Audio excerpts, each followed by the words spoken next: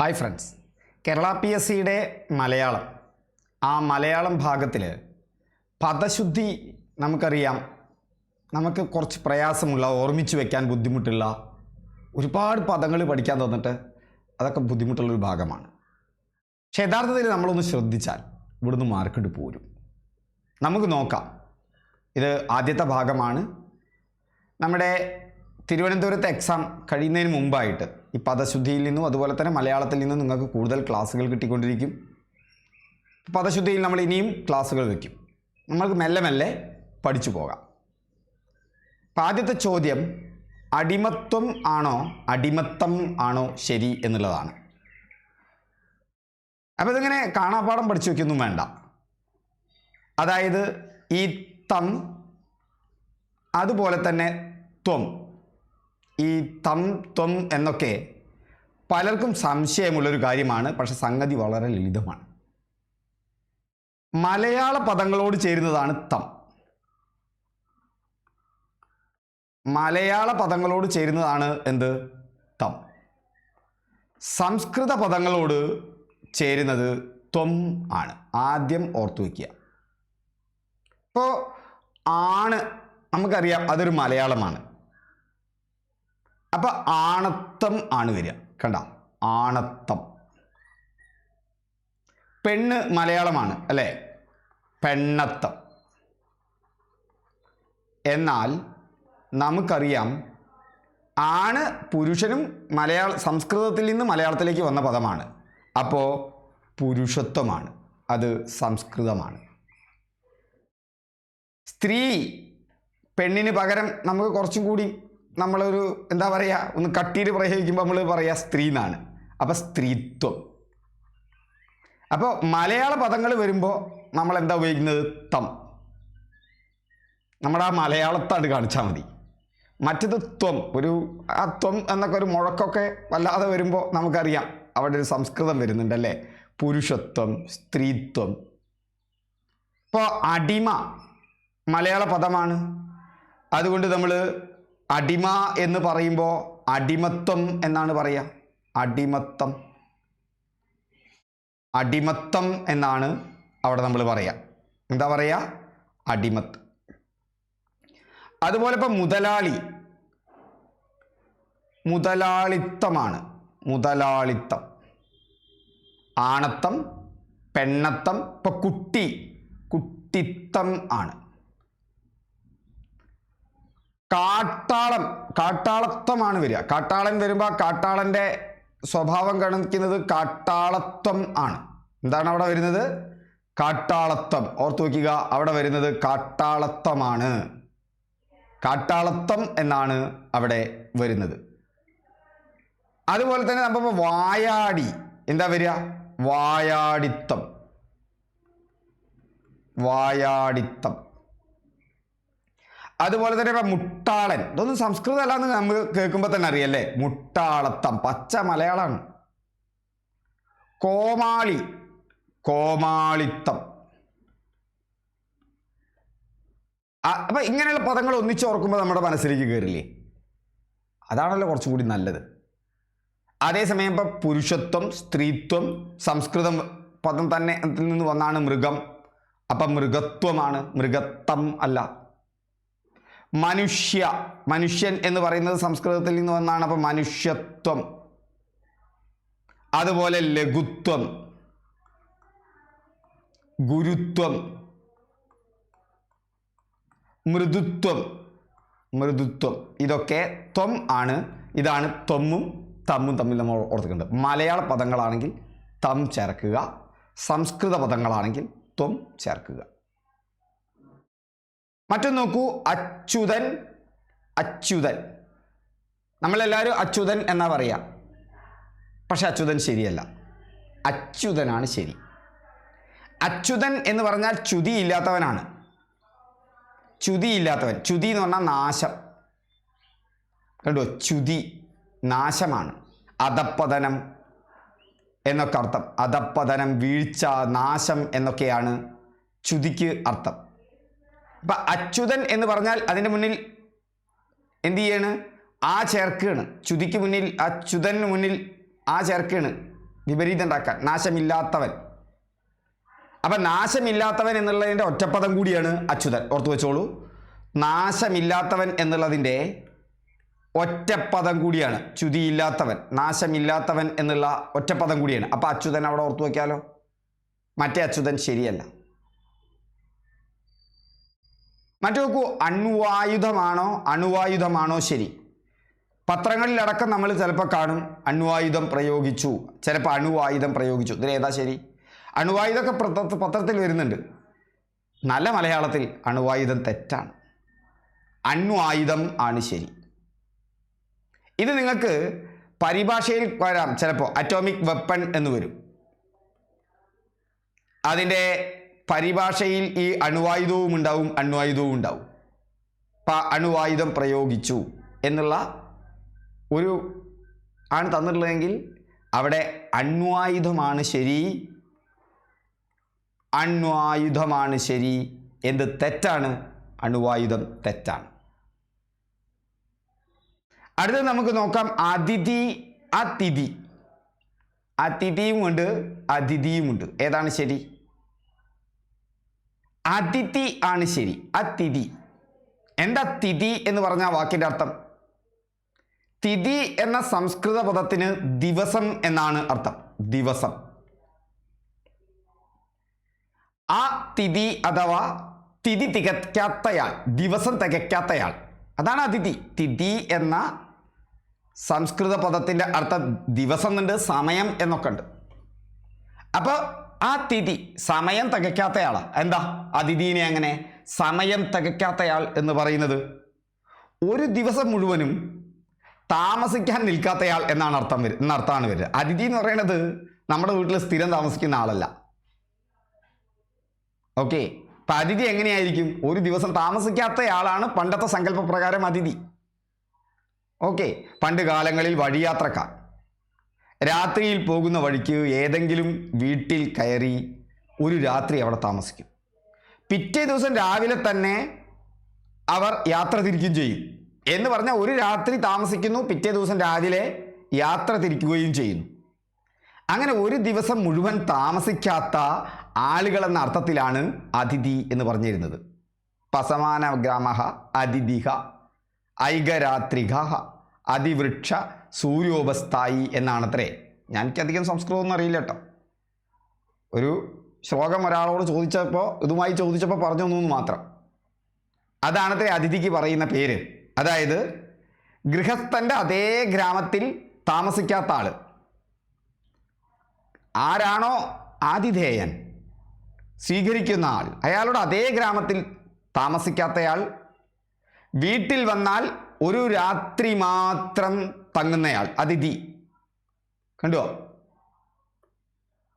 ഒരു ദിവസം തികയ്ക്കാത്തയാൾ. ഐകരാത്രിക, ഒരൊറ്റ രാത്രി മാത്രം തങ്ങുന്നയാൾ. അതിവൃക്ഷ സൂര്യോപസ്ഥായി എന്ന് പറഞ്ഞാൽ സൂര്യൻ വൃക്ഷങ്ങളുടെ മുകളിൽ ചാഞ്ഞു നിൽക്കുമ്പോൾ. സൂര്യൻ വൃക്ഷങ്ങളുടെ മുകളിൽ എപ്പോഴാണ് ചാഞ്ഞു നിൽക്കുക? രാവിലെയും വൈകുന്നേരവും. രാവിലെയോ വൈകുന്നേരമോ വരുന്നവനുമാണ്. എന്ന് പറഞ്ഞാൽ ഒരു ദിവസം മുഴുവൻ മൂപ്പർ അവിടെ ഉണ്ടാവില്ല. അപ്പോൾ അതിഥി എന്ന് പറഞ്ഞാൽ തിഥി, ദിവസം തികയ്ക്കാത്തയാൾ. നിങ്ങൾ ഇനി മറക്കില്ല, അത് അങ്ങനെ ഓർത്തു വയ്ക്കാൻ നമുക്ക് സാധിക്കണം. തിഥി, അതിഥി. അപ്പോൾ ഇത് തെറ്റാണ്. തിഥി എന്ന് പറഞ്ഞാൽ ദിവസം തികയ്ക്കാത്തയാളാണ്. സമയം ഒരു വെച്ചാൽ ഇപ്പോൾ അതിഥി എന്ന് പറഞ്ഞാൽ വേറൊരർത്ഥത്തിൽ തിഥി നോക്കാതെ വരുന്നയാളെന്നാണ്. സമയം, അതായത് മുൻകൂട്ടി അറിയിക്കാതെ വരുന്നയാൾ. തിഥി എന്ന് പറഞ്ഞാൽ സമയം എന്ന അർത്ഥമുണ്ട്, മുൻകൂട്ടി വരുന്നയാൾ എന്ന ആണാണ്. മുൻകൂട്ടി അറിയിക്കാതെ എത്തുന്ന വിരുന്നുകാരനാണ്. വെറും വിരുന്നുകാരനല്ല, ആകസ്മികമായി വരുന്ന വിരുന്നുകാരനാണ്. അതിഥിയെ സ്വീകരിക്കുന്ന ആള് ആരാ? അതിഥി. അതിഥിയെ സ്വീകരിക്കുന്ന ആള് ആതിഥേയൻ.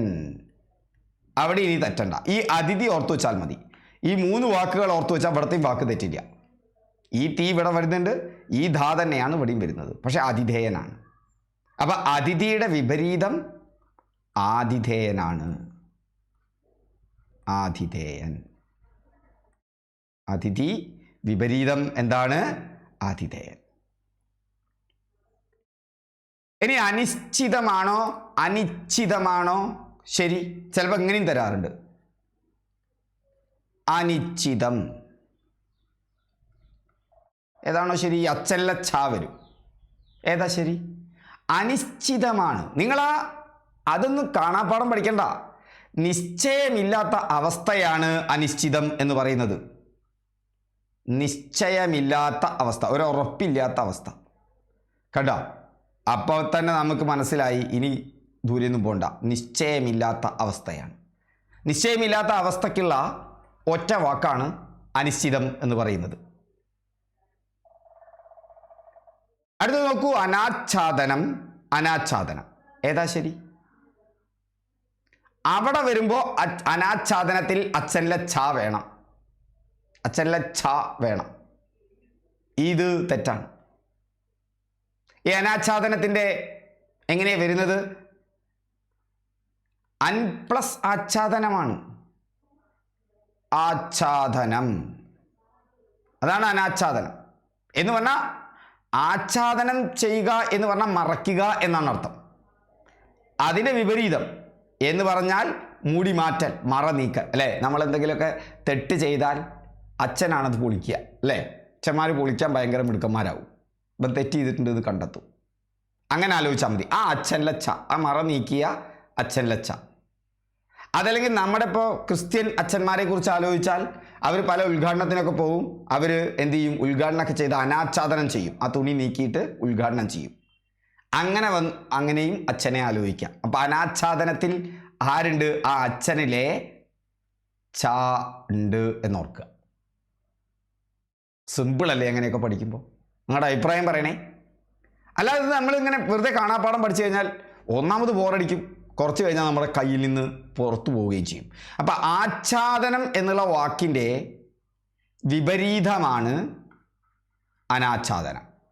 ആച്ഛാദനം എന്നുള്ള വാക്കിൻ്റെ വിപരീതം ഏതാണെന്ന് ചോദിച്ചാൽ അത് അനാച്ഛാദനമാണ്. ഓക്കെ, അടുത്ത് നോക്കൂ, പ്രവൃത്തി, പ്രവർത്തി.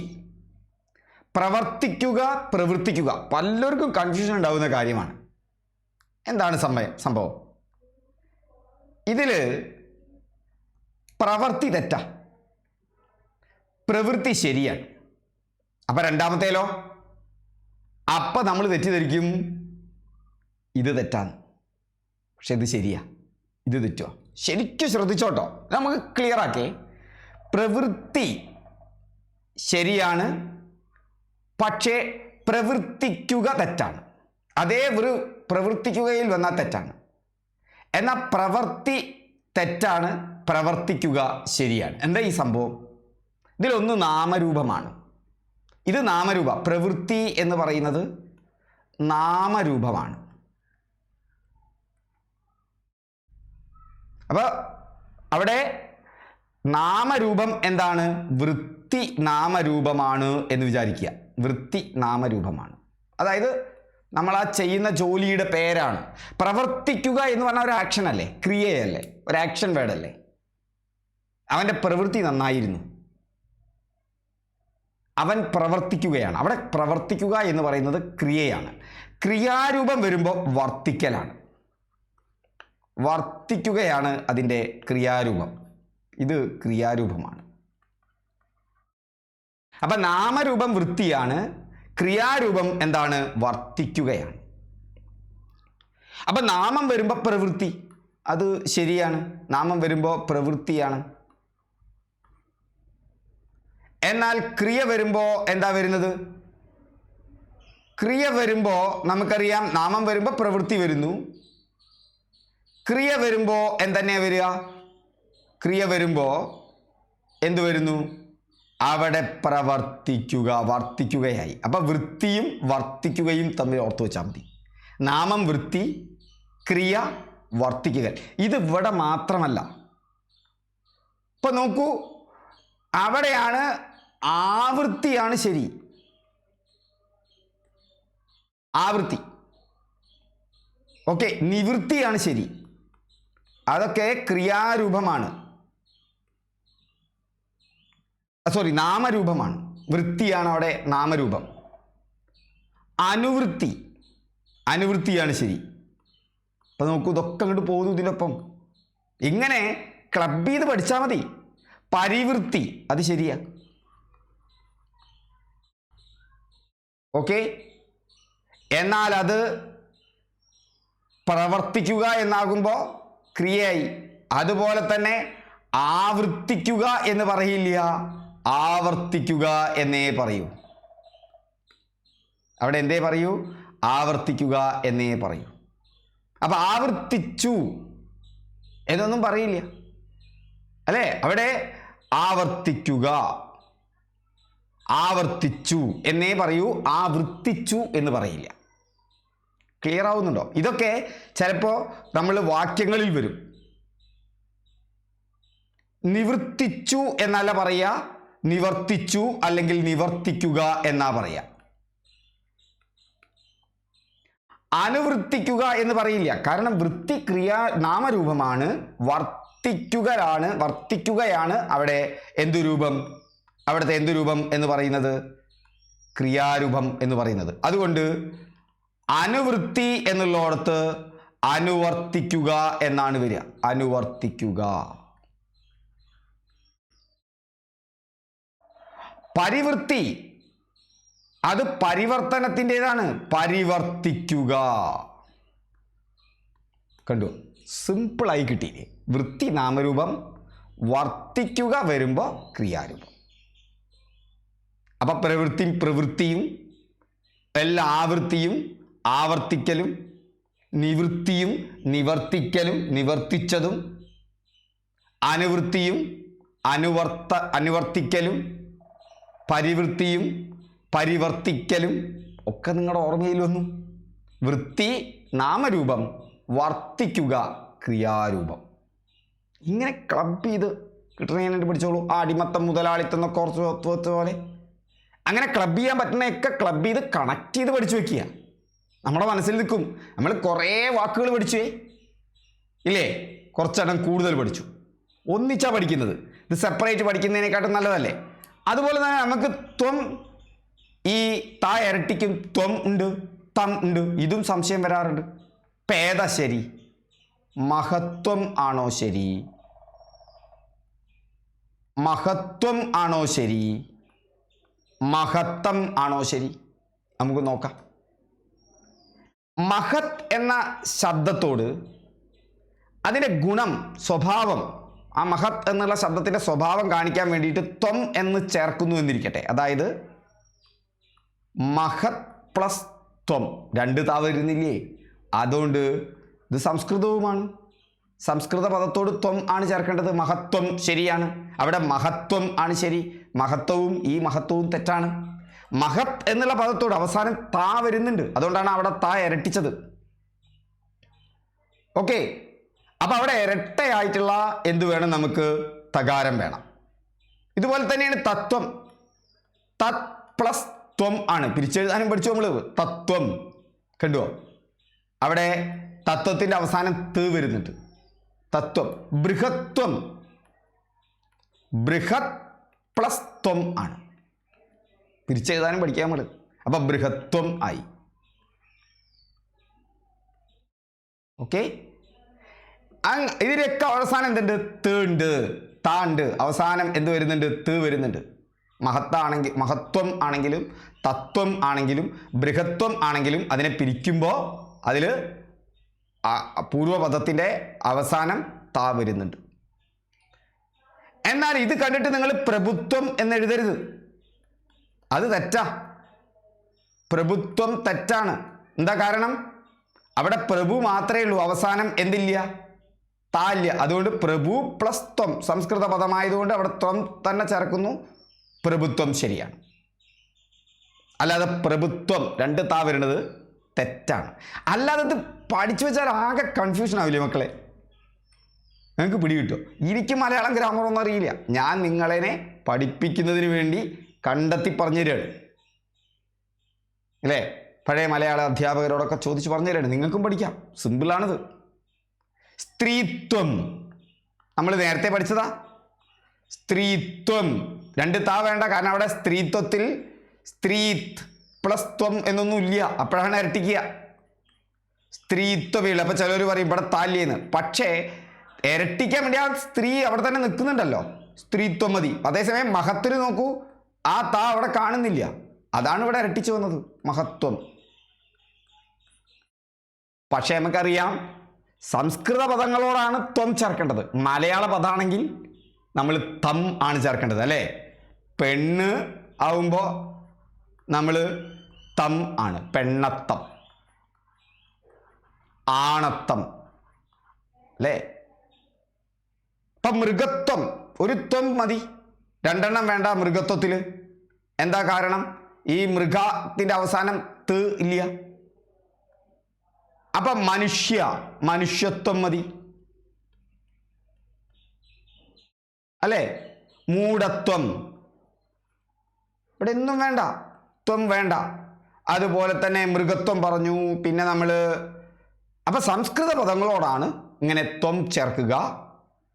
എന്നാൽ മലയാള പദങ്ങളുടെ കാര്യത്തിൽ അവിടെ തം ആണ് അല്ലേ. നമ്മൾ കുറച്ചെണ്ണം പഠിച്ചിട്ടുണ്ട് അല്ലേ. ഇപ്പം അടിമത്തം മലയാള പദമാണ്, തം ആണ് ചേർക്കുക മലയാള പദങ്ങളോട്. അടിമത്തം എന്നാണ് വരിക. അതുപോലെ തന്നെ മടയത്തം, വങ്കത്തം ഒക്കെ മലയാള പദങ്ങളല്ലേ, അവിടെ തം ആണ് ചേർക്കേണ്ടത്. നിങ്ങൾ പോയിട്ട് കോമാളിത്വം എന്നൊന്നും എഴുതരുത്, കോമാളിത്തമാണ്. കാരണം മലയാള പദമാണ്. കോമാളിത്തം എന്നേ വേണ്ടൂ അല്ലേ. വിഡ്ഢിത്തം, വിഡ്ഢിത്തം വിഡ്ഢിത്തം എന്നാണ് വരിക. മുട്ടാളത്തം മലയാള പദങ്ങളാണ്, കേൾക്കുമ്പോൾ തന്നെ അറിയില്ലേ. കോമാളിത്തം ഇങ്ങനെ. അപ്പോൾ ത്വം ത്വം രണ്ട് താ വരുന്ന ത്വം തം.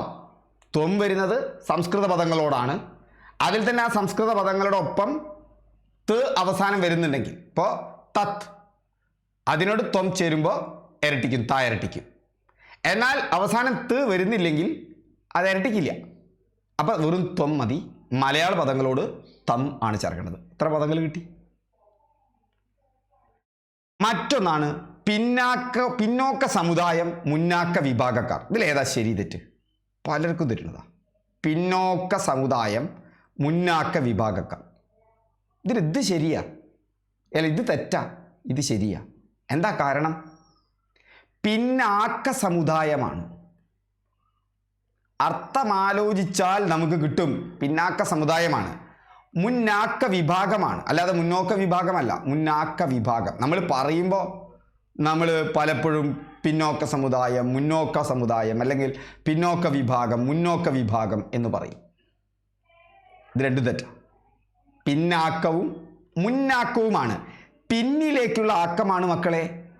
പിൻ പ്ലസ് ആക്കമാണ് പിന്നാക്കം. അപ്പോൾ ഫ്രണ്ട്സ്, മുൻ പ്ലസ് ആക്കമാണ് മുന്നാക്കം. പ്രിയപ്പെട്ട കുട്ടികളെ, പിൻ പ്ലസ് ആക്കമാണ് പിന്നാക്കം എന്നോർത്ത് വെച്ച് കഴിഞ്ഞാൽ നമുക്ക് റെഡി ആയില്ലേ. പിൻ പ്ലസ് ആക്കം. അപ്പോൾ പിന്നോക്കമല്ല പിന്നാക്കമാണ്, മുന്നോക്കമല്ല മുന്നാക്കമാണ്. നമ്മൾ ഇനി പറയുമ്പോൾ ബോധപൂർവം തിരുത്തിക്കൊണ്ടുവരിക, അത്ര മതി. ഇതിൻ്റെ അർത്ഥവും മനസ്സിലാക്കുക. മുന്നിലേക്കുള്ള വാക്കമാണ്, മറ്റത് പിന്നിലേക്കുള്ള വാക്കാണ്. അവർ പിറകോട്ട് പോവുകയാണ്, അവരെ പിടിച്ച് മുന്നോട്ട് കൊണ്ടുവരാനാണ് റിസർവേഷൻ. അതുപോലെയാണ് അനുഗ്രഹീതൻ, അനുഗ്രഹീതൻ. ഒരുപാട് പേർക്ക് തെറ്റണതാ, ഒരുപാട് പേർക്ക് തെറ്റണതാ. നേരത്തെ നമ്മൾ പഠിച്ച ഒരു കാര്യമുണ്ട്, പ്രവർത്തിക്കുക, പ്രവൃത്തി. അതുപോലെ സാധനം, അത് നല്ല ശ്രദ്ധിക്കണം. അനുഗ്രഹീതൻ ശരിയാണ്, അനുഗ്രഹീതൻ തെറ്റാണ്. അപ്പം ഏതാ ശരി? അനുഗ്രഹമാണോ അനുഗ്രഹമാണോ ശരി? അപ്പോൾ നമ്മൾ കൊണ്ടുപോയി ഇത് ശരിയാണ് നിർത്തും. തെറ്റാത്, ഇതാണ് ശരി. അതാ പ്രവൃത്തിയും പ്രവൃത്തിയും പോലെ. പ്രവർത്തിക്കുക എന്ന് പറയില്ല, പ്രവർത്തിക്കുക. കാരണം വർത്തിക്കുക ക്രിയയാണ്, വൃത്തി നാമമാണ്. അതോട് പ്രവൃത്തി, ആവൃത്തി, നിവൃത്തി ഒക്കെ നമ്മൾ പഠിച്ചു. അതേസമയം പ്രവർത്തിക്കുക, ആവർത്തിക്കുക, നിവർത്തിക്കുക, പരിവർത്തിക്കുക അല്ലേ, നിങ്ങൾ പഠിച്ചു. അതുപോലെ അനുഗ്രഹം തെറ്റാണ്, അനുഗ്രഹമാണ് ശരി. അനുഗ്രഹം ആണ് ശരി. അനുഗ്രഹം എന്ന് പറഞ്ഞാൽ അനു പ്ലസ് ഗ്രഹം ആണ്, ഒരു നാമശബ്ദമാണ്. അനു പ്ലസ് ഗ്രഹം ആണ് അനുഗ്രഹം, ഒരു നാമശബ്ദമാണ്, ഇതൊരു നാമമാണ് അനുഗ്രഹം എന്ന് പറയുന്നത്. അനുഗ്രഹീതൻ അത് വിചാരിച്ചിട്ട് ക്രിയയല്ല കേട്ടോ, പറയാം. അനുഗ്രഹം അതാണ് വരിക. അനുഗ്രഹിക്കുക. അനുഗ്രഹിക്കുക എന്ന് പറഞ്ഞാൽ എന്താണ്? ഒരു ദേവത അല്ലെങ്കിൽ ഒരു ഗുരുജനം നമ്മളെ അനുഗ്രഹിക്കുമ്പോഴല്ലേ നമ്മൾ അനുഗ്രഹിക്കുക എന്ന് പറയാം, അല്ലേ? ഒരു ഉത്കൃഷ്ട വ്യക്തി അല്ലെങ്കിൽ ദേവത അല്ലെങ്കിൽ അധ്യാപകൻ വരുന്ന അല്ലെങ്കിൽ ഒരു വരം അല്ലെങ്കിൽ ശുഭാശംസയായിരിക്കാം അനുഗ്രഹം എന്ന് പറയുന്നത്. അനുഗ്രഹത്തിന് പ്രസാദം എന്ന അർത്ഥമുണ്ട്. അനുഗ്രഹത്തിന് തന്നെ ഉപകാരം, കാരുണ്യം എന്തൊക്കെ അർത്ഥമുണ്ട് കേട്ടോ. ഉപകാരം എന്നർത്ഥമുണ്ട്, കാരുണ്യം എന്നർത്ഥമുണ്ട്. അനുഗ്രഹത്തിൻ്റെ അർത്ഥങ്ങൾ ചോദിച്ചാൽ ഇതൊക്കെ നിങ്ങൾക്ക് എഴുതാം, ഓർത്തു വയ്ക്കണേ. കനിവ് എന്നർത്ഥമുണ്ട്. ഇതൊക്കെ അനുഗ്രഹത്തിൻ്റെ അർത്ഥങ്ങളാണ്. ദയാപൂർവമായ സഹായമൊക്കെ എന്തിൻ്റെ അർത്ഥങ്ങളാണ്? അനുഗ്രഹത്തിൻ്റെ അർത്ഥങ്ങളാണ്. എന്നാൽ അനുഗ്രഹിക്കുക എന്ന് പറയുന്നതും ഇങ്ങനെ തന്നെയാണ്. അനുഗ്രഹവും ഇങ്ങനെ തന്നെയാണ്. അതിൻ്റെ ക്രിയാരൂപമായ അനുഗ്രഹിക്കുക എന്ന് പറയുന്നതും ഇങ്ങനെ തന്നെയാണ്, ഒരു മാറ്റമില്ല. അതായത് വർത്തിക്കുകയും വൃത്തി നാമവും വർത്തിക്കുക ക്രിയ എന്നുള്ളത് പോലെ ഒരു മാറ്റവും ഇവിടെ നാമവും ക്രിയയും തമ്മിലില്ല. പക്ഷേ ഇതിനെ നമ്മൾ കർമ്മണി പ്രയോഗമാക്കുമ്പോൾ, അല്ലേ? കർമ്മണി പ്രയോഗവും കർത്തരി പ്രയോഗവും അറിയാലോ. ഇപ്പം നിങ്ങൾ എന്നെ അനുഗ്രഹിക്കുകയാണ്, അല്ലെങ്കിൽ ഞാൻ നിങ്ങളെ അനുഗ്രഹിക്കുകയാണ്, അല്ലെങ്കിൽ ഗോപാലൻകുട്ടി മാഷ് രാമുവിനെ അനുഗ്രഹിച്ചു. ഇപ്പം ആരാനുഗ്രഹിക്കുന്നത്? ഗോപാലൻകുട്ടി മാഷ്. ഗോപാലൻകുട്ടി മാഷ് വെച്ചിട്ടാണ് തുടങ്ങിയത്. കാരണം അവിടെ അനുഗ്രഹിച്ചു എന്നുള്ള ക്രിയ, ആ ക്രിയ പെർഫോം ചെയ്തത് ആളാണ്, ആ അനുഗ്രഹം കൊടുത്ത ആൾ ഗോപാലൻകുട്ടി മാഷ. മൂപ്പരെ വെച്ച് തുടങ്ങുമ്പോൾ അത് കർത്തരി പ്രയോഗമാണ്. എന്നാൽ അവിടെ അനുഗ്രഹിക്കപ്പെട്ട ആൾ ആരാണ്? രാമൻകുട്ടിയാണ്. രാമൻകുട്ടിയെക്കുറിച്ച് പറയുമ്പോൾ നമ്മൾ എന്താ പറയുക? രാമൻകുട്ടി അനുഗ്രഹിക്കപ്പെട്ടു എന്നല്ല പറയാം. അങ്ങനെ അവിടെ സകർമ്മക ക്രിയാരൂപത്തെ, ഈ അനുഗ്രഹിക്കുക എന്നുള്ളത് സകർമ്മകമാണ്, അതിനെ കർമ്മണി പ്രയോഗമാക്കുവാൻ നമ്മൾ പെട്ട് എന്ന് ചേർത്താൽ അനുഗ്രഹിക്കപ്പെട്ടുവാണ്. അപ്പോഴാണ് അനുഗ്രഹം സിദ്ധിച്ച എന്ന അർത്ഥം വരുന്ന അനുഗ്രഹീതൻ എന്ന വാക്ക് വരുന്നത്. അനുഗ്രഹീതൻ അനുഗ്രഹിക്കപ്പെട്ട ആളാണ്. അനുഗ്രഹിക്കപ്പെട്ട ആൾ. കണ്ട, പെട്ട എന്നുള്ള വാക്ക് എന്താണ്? പെട്ട എന്നുള്ള വാക്ക് ഈ അനുഗ്രഹം എന്ന സകർമ്മക ധാതുവിനോട് കർമ്മനിഷ്ഠ പ്രത്യയമായ ഗ്രഹ് ചേർക്കുമ്പോഴാണ് അവിടെ നമ്മൾ അനുഗ്രഹിക്കപ്പെട്ട, അല്ലേ? അവിടെ നമുക്കറിയാം ചേർക്കുമ്പോഴാണ് കർമ്മണിയുടെ അർത്ഥം ലഭിക്കുന്നത്. അപ്പോൾ അവിടെ അനുഗ്രഹീതനാണ്, അനുഗ്രഹീതൻ, അല്ലാതെ അനുഗ്രഹീതനല്ല. എന്നാൽ അനുഗ്രഹിക്കപ്പെട്ട ആളാണ്, അനുഗ്രഹിക്കപ്പെട്ട ആളാണ്, അനുഗ്രഹമാണ്, അനുഗ്രഹമാണ്, അനുഗ്രഹിച്ചു എന്നാണ്. പക്ഷെ അതിന് പാത്രമാകുന്ന ആള് അയാൾ അനുഗ്രഹീതനാണ്. അതിൻ്റെ സ്ത്രീലിംഗം എന്തായിരിക്കും? അനുഗ്രഹീത. ഇതാണ് ആ വ്യത്യാസം. ഇതിന് സംപ്രസാരണം എന്നാണ് അത്രേ പറയാം. ഒന്ന് ഓർക്കണ്ട, വ്യാകരണത്തിൽ സംസ്കൃത വൈയാകരണന്മാർ എന്താ പറയുക? എനിക്കറിയില്ല എന്തിനാണ് ഈ സംസ്കൃത വ്യാകരണമൊക്കെ നമ്മളിങ്ങനെ ഫോളോ ചെയ്യുന്നു. പക്ഷെ നമുക്ക് PSCക്ക് പഠിച്ചാലേ പറ്റുള്ളൂ, അല്ലേ? അതാ അനുഗ്രഹീതൻ എന്നായാൽ എന്തായിരുന്നു പ്രശ്നം? എന്തിനാണ് നമ്മൾ അതൊക്കെ ഒന്ന് മാറ്റിക്കൂടെ? ആരുടെയൊക്കെയോ ഷാഠ്യം എനിക്കറിയില്ല, നമുക്ക് മലയാളം കൂടുതൽ അറിയാത്തതുകൊണ്ട് എന്താണ്. പക്ഷെ പലരുടെയും ലേഖനം ഞാനിതിങ്ങനെ തപ്പുമ്പോൾ, ഇതിനോട് കൂടുമ്പോൾ ഞാൻ കണ്ടു. അപ്പം അനുഗ്രഹിക്കപ്പെട്ടവൻ അനുഗ്രഹിക്കപ്പെട്ടവൻ അനുഗ്രഹീതനാണ്. അനുഗ്രഹിക്കപ്പെട്ടവൾ അനുഗ്രഹീതയാണ്. ഓർത്തിരിക്കുക. ഇങ്ങനെ നോക്കുമ്പോൾ നമ്മുടെ മനസ്സിൽ നിന്ന് എങ്ങനെ പോവും? അപ്പം രൂപവും പൊരുളും അവിടെ ബന്ധപ്പെട്ടിരിക്കുന്നുണ്ട് കേട്ടോ, ഓർക്കുക. അപ്പം നമുക്ക് കൂടുതൽ ക്ലാസ്സുകൾ അത്യാവശ്യം നല്ല രീതിയിൽ പദങ്ങൾ ഇങ്ങനെ നമുക്ക് കണക്ട് ചെയ്ത് പഠിക്കാൻ പറ്റാവുന്ന രീതിയിൽ, നിങ്ങളുടെ ഓർമ്മയിൽ നിൽക്കാൻ പറ്റാവുന്ന രീതിയിൽ അതിൻ്റെ കൺസെപ്റ്റ് ക്ലാരിഫൈ ചെയ്തുകൊണ്ട്, വെറുതെ നമ്മൾ ഇങ്ങനെ കാണാപ്പാഠം പഠിക്കുന്ന രീതിയിൽ നിന്ന് മാറിക്കൊണ്ടുള്ള ക്ലാസ്സുകൾ നിങ്ങൾക്ക് കിട്ടും. നമ്മുടെ വിൻഡോസുവിന് കോഴ്സുകൾ നടക്കുന്നുണ്ട്. ഇപ്പോൾ LDCയുടെ കോഴ്സ് നടക്കുന്നുണ്ട്. ആ LDCയുടെ കോഴ്സിൽ നിങ്ങൾക്കിപ്പോൾ ചേർന്നാൽ മാർച്ച് മാസം വരെയുള്ള എന്ത് കിട്ടും? അടുത്ത മാർച്ച് മാസം വരെയുള്ള ക്ലാസ്സുകളും അതിനുശേഷവും കിട്ടും. നിങ്ങൾക്കറിയാലോ, ഇനി 10th പ്രിലിംസ് വരുന്നുണ്ട് 2024 തന്നെ. ആ 10th പ്രിലിംസിലും അതിനുശേഷം വരുന്ന അതിൻ്റെ 5ഓളം കാറ്റഗറിക്കുള്ള മെയിൻ എക്സാമുകൾക്കൊക്കെ ഗുണകരമാകുന്ന വിധത്തിൽ ഈ പഠനം, ഈ ക്രാഷ് കോഴ്സും കിട്ടും. തുടർന്നുള്ള കോഴ്സുകൾക്കും നിങ്ങൾക്ക് ചേരാൻ പറ്റും. അപ്പോൾ താല്പര്യമുള്ളവർ 8075963937 എന്ന നമ്പറിലേക്ക് വാട്സപ്പ് ചെയ്യുക. നമ്മുടെ രീതി നിങ്ങളെ ടെൻഷൻ അടിക്കാതെ പഠിപ്പിക്കുക എന്നുള്ളതാണ്. കാണാപ്പാഠം പഠിക്കുക എന്നുള്ള രീതി നമ്മൾ ഉപേക്ഷിച്ചിട്ടുണ്ട്. ഇത് വളരെ എൻജോയ് ചെയ്ത് നമുക്ക് പഠിക്കാൻ പറ്റും. അപ്പോൾ ഹാപ്പി ലേണിംഗ് ആണ് നമ്മുടെ മുദ്രാവാക്യം. PSC പഠനത്തിന് കുറച്ചൊക്കെ ടെൻഷൻ വേണമെന്ന് പറയുന്ന ശൈലിയിലുള്ള ക്ലാസ്സുകളുണ്ട്. അതായിരിക്കും ബഹുഭൂരിഭാഗവും ശരിയായിരിക്കാം. പക്ഷെ ഞങ്ങളുടെ രീതി നിങ്ങളെ ടെൻഷൻ അടിപ്പിക്കാതെ ഹാപ്പിയായി ഒരു അറ്റ്മോസ്ഫിയറിൽ, അതിന് പറ്റാവുന്ന ഒരു ടീമും നമുക്കുണ്ട്, അറ്റ്മോസ്ഫിയറിൽ പഠിക്കുക എന്നുള്ളതാണ്. ഇപ്പം ടെൻഷൻ അടിക്കാതെ പഠിക്കണോ, കൂളായിട്ട് പഠിക്കണോ, റിലാക്സ്ഡായിട്ട് പഠിക്കണോ, എന്നാൽ ഫോക്കസ്ഡ് ആയിട്ടും റെഡി ആയിട്ടും ഒരു സർക്കാർ ജോലി വരെ എന്നുള്ള സ്വപ്നം നിങ്ങൾക്കുണ്ടെങ്കിൽ നിങ്ങൾ എൻ്റെ നമ്പറിലേക്ക് ജസ്റ്റ് വാട്സപ്പ് ചെയ്യൂ. നമ്മുടെ കോഴ്സിലേക്ക് വളരെ കുറഞ്ഞ തുകയ്ക്ക് നിങ്ങൾക്ക് ചേരാം. Okay, thank you all. ഇത് കൂടാതെ നമ്മുടെ ഒരു ക്രാഷ് കോഴ്സ്, സൗജന്യ ക്രാഷ് കോഴ്സ് നടക്കുന്നുണ്ട് ഈ തിരുവനന്തപുരത്തെ എക്സാമിന് തൊട്ട് മുമ്പായി തീരുന്ന വിധത്തിൽ. അതിനും കൂടിയുള്ള ക്ലാസ്സാണിത്. അതിൻ്റെ വിശദാംശങ്ങൾ ഞാൻ മുന്നത്തെ വീഡിയോയിലൊക്കെ പറഞ്ഞിട്ടുണ്ട്. അതിൻ്റെ ലിങ്കും ഇതിനോട് ചേർന്നുള്ള എന്തിൽ കിട്ടും നിങ്ങൾക്ക്, ഇതിൻ്റെ ഡിസ്ക്രിപ്ഷൻ ബോക്സിൽ ആ ഫ്രീ ക്രാഷ് കോഴ്സിലേക്ക് ചേരാനുള്ള ലിങ്കും തന്നിട്ടുണ്ട്. Okay, thank you all. വീണ്ടും നമുക്ക് അടുത്ത ക്ലാസ്സിൽ കാണാം.